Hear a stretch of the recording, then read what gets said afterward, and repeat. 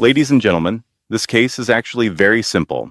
Donald Trump allegedly used one version of reality when he wanted money, and another version when he wanted lower taxes.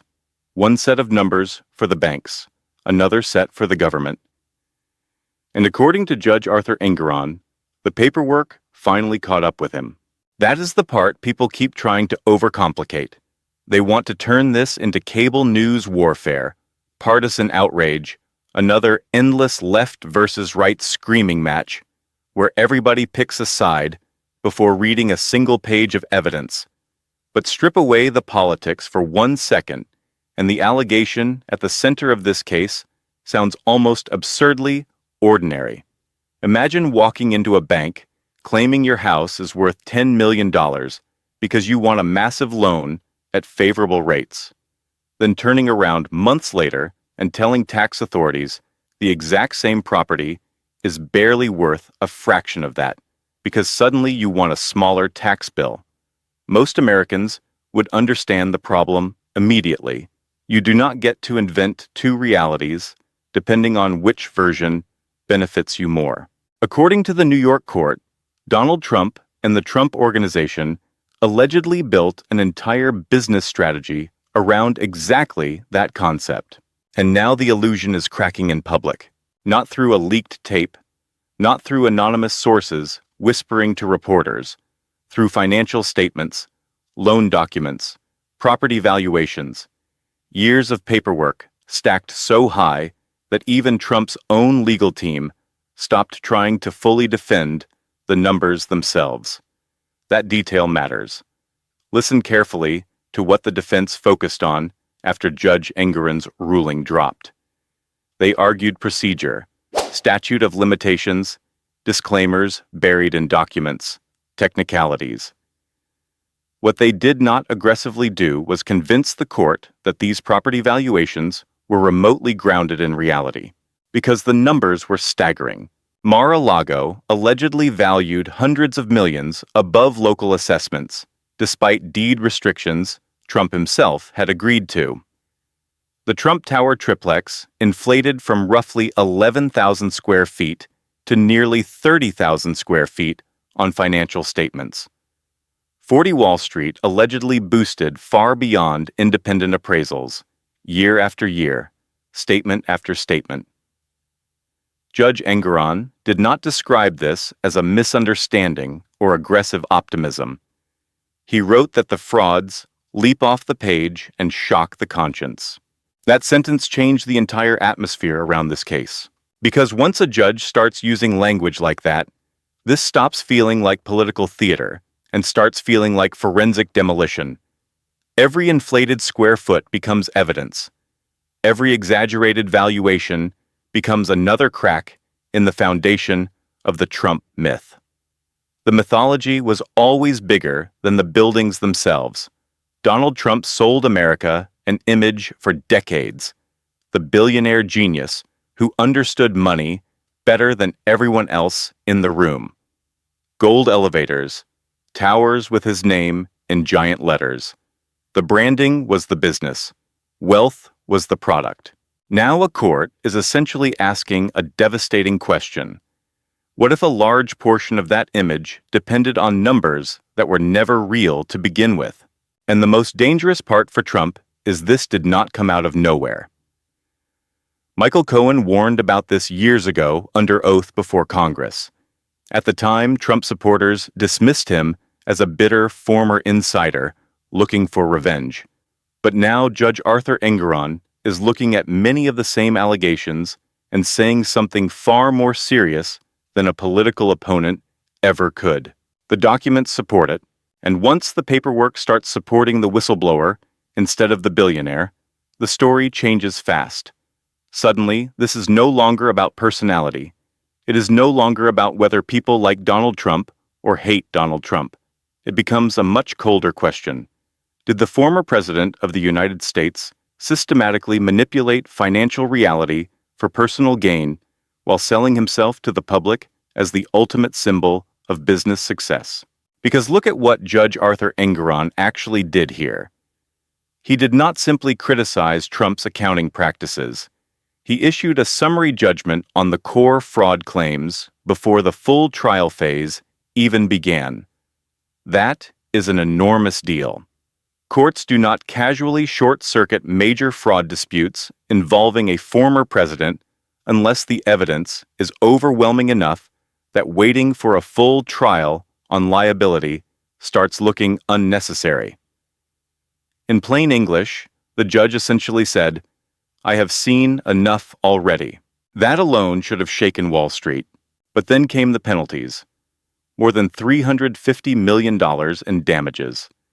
Restrictions preventing Donald Trump from conducting business operations in New York for years. Eric Trump and Donald Trump Jr. blocked from serving as officers or directors of New York corporations for a significant period. The financial and symbolic damage hit at the exact center of the Trump identity. Not his campaign rallies, not his speeches, his business empire. The very thing he spent decades presenting as proof that he alone understood how winning worked in America. And here is where the story gets darker than most headlines are willing to admit. Financial fraud at this scale does not stay trapped inside spreadsheets. It spreads outward. Banks adjust risk calculations. Insurance companies reevaluate exposure. Vendors tighten terms. Lenders become cautious. Employees begin wondering whether payroll problems are eventually coming. The mythology of invincibility is often the most valuable asset powerful businessmen possess.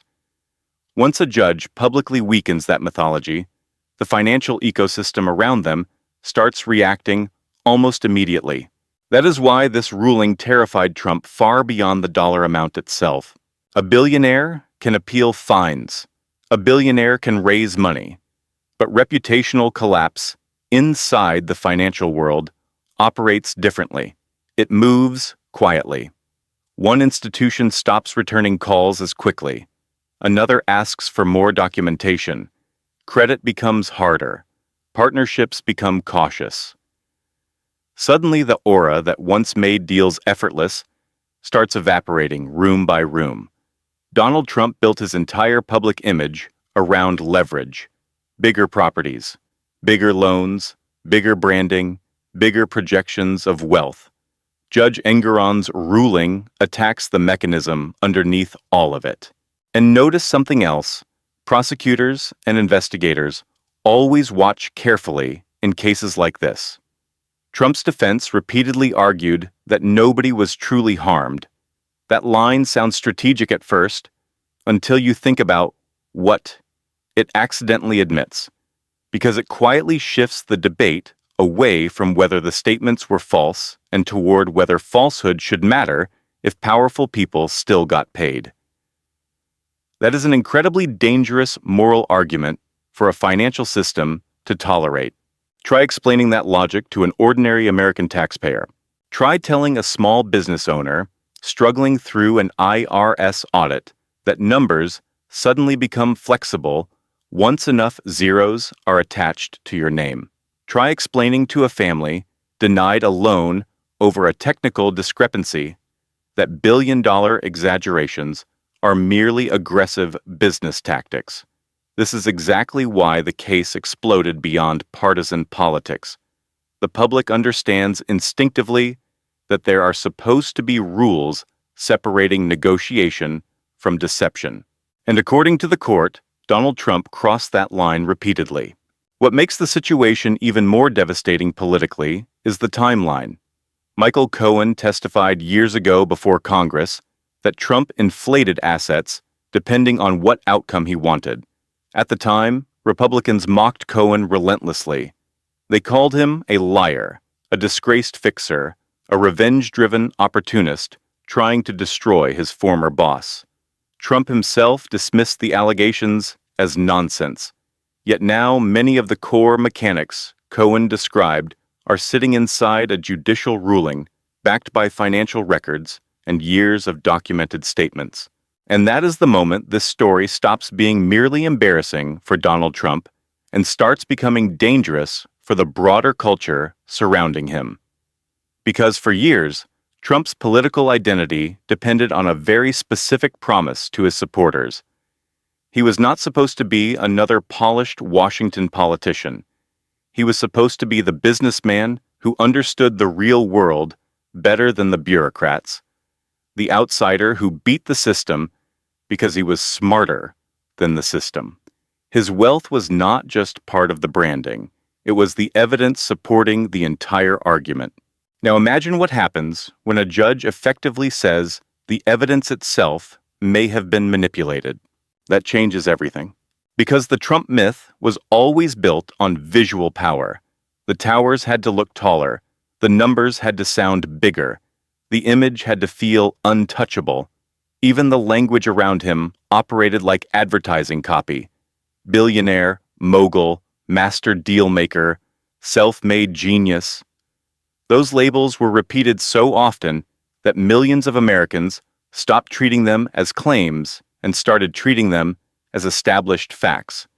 But financial fraud cases have a brutal way of stripping branding away from reality. They reduce entire empires down to square footage, signatures, appraisals, bank records, tax documents, interest rates, and sworn statements. The glamour disappears. What remains are numbers that either hold together under scrutiny or collapse completely. Judge Arthur Engoron is essentially arguing that many of Donald Trump's numbers collapsed. And what makes the ruling especially devastating is how detailed the allegations became. This was not some vague accusation about questionable accounting. The court walked property by property, document by document, valuation by valuation. Mar-a-Lago allegedly inflated beyond any remotely defensible estimate, despite legal restrictions limiting how the property could even be used. Trump Tower square footage allegedly expanded by nearly 20,000 imaginary feet on paper. 40 Wall Street allegedly overshot independent appraisals by hundreds of millions. These are not subtle discrepancies hidden deep inside complex corporate structures. According to the court, many of these differences were so large they practically announced themselves. That phrase from Judge Engoron keeps echoing for a reason. The frauds leap off the page. Think about how unusual that wording is coming from a judge. Judges are normally cautious, restrained, almost clinical in tone. They are trained to avoid emotional language. Yet here was a New York judge looking at the Trump Organization's financial statements and describing them in terms that sounded closer to disbelief than technical disagreement. That tells you how extreme the court viewed the conduct. And Donald Trump's response followed a pattern Americans have now seen repeatedly. Attack the legitimacy of the process. Attack the prosecutors. Attack the judge. Claim political persecution. Tell supporters the entire system is rigged. That strategy has worked for him many times in the political arena because politics often rewards emotional loyalty over factual precision. But courtrooms operate differently. A judge does not care how loud a rally crowd cheers after a speech. Financial records either match reality or they do not. That distinction is critical because this case is exposing a deeper tension inside modern America. Millions of ordinary citizens live under intense financial scrutiny every year. Mortgage applications, credit scores, tax audits, loan disclosures, insurance paperwork. One wrong number can trigger penalties, denials, investigations, even criminal exposure. Yet for decades, many Americans watched wealthy elites operate as though normal standards barely applied to them at all. Bigger lawyers, better accountants, endless procedural delays, settlements hidden behind confidentiality agreements. The perception grew that there were effectively two legal systems running side by side in America, one for ordinary people and another for the powerful. That is why this ruling landed with such force emotionally. Not because Americans suddenly became accounting experts overnight, but because they recognized the underlying moral issue immediately. Because underneath all the politics, all the branding, All the outrage, the public saw something painfully familiar. They saw a system where ordinary people are expected to tell the truth on financial documents down to the decimal point, while the rich often behave as though reality itself is negotiable. That is the emotional core of this case. Not partisan warfare, not campaign strategy. Trust. Trust that banks are operating on legitimate numbers. Trust that insurance systems are not being manipulated by people powerful enough to bend valuations whenever convenient. Trust that financial statements signed by major corporate figures actually mean something. Once that trust starts collapsing, the damage spreads far beyond Donald Trump. And that is exactly why Judge Arthur Engoron's ruling hit like a shockwave instead of another routine legal setback. Because this was not merely a judge criticizing aggressive business practices. This was a court saying the deception itself became the business model. According to the findings, Donald Trump and the Trump Organization allegedly inflated assets when seeking favorable loans and insurance benefits, then minimized values elsewhere when lower tax exposure became useful. The alleged scheme was not random. It was systematic, repeated, structured over years. That pattern matters enormously in fraud litigation because repetition destroys the defense of accidental error. One discrepancy can look sloppy. Dozens begin looking intentional. And once intentional deception enters the courtroom, moral gravity changes instantly. Suddenly, the image of the swaggering billionaire standing in front of gold-plated buildings starts colliding with another image entirely. Bank officers reviewing paperwork they believed was accurate. Financial institutions making decisions based on representations now under judicial attack.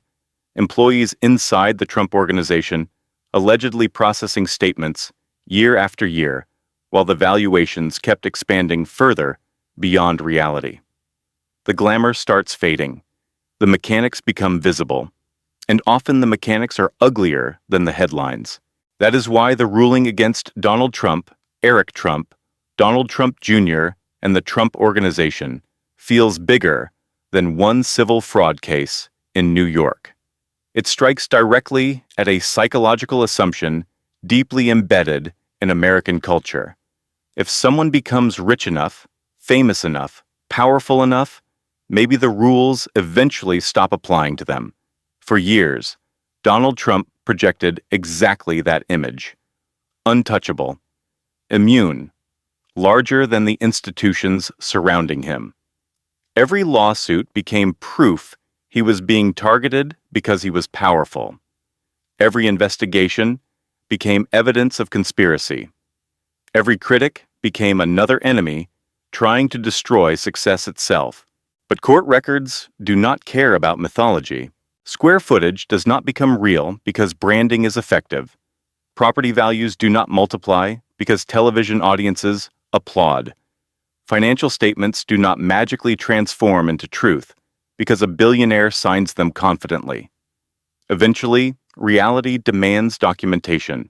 Eventually, somebody starts comparing the numbers side by side. Eventually, the myth runs into arithmetic, and arithmetic is merciless. That is the real meaning of this case. The legal penalties matter. The hundreds of millions matter. The restrictions on conducting business in New York matter. But the deeper significance is cultural.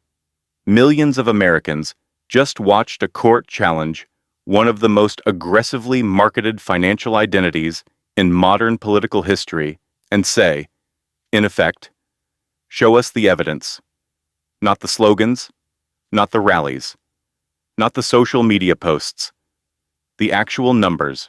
So now the country faces a question far larger than Donald Trump himself.